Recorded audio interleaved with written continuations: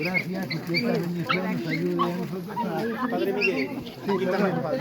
Que nos ayude a nosotros... Muchas gracias. Que nos ayude a nosotros a bendecir. Muchas gracias. A Dios.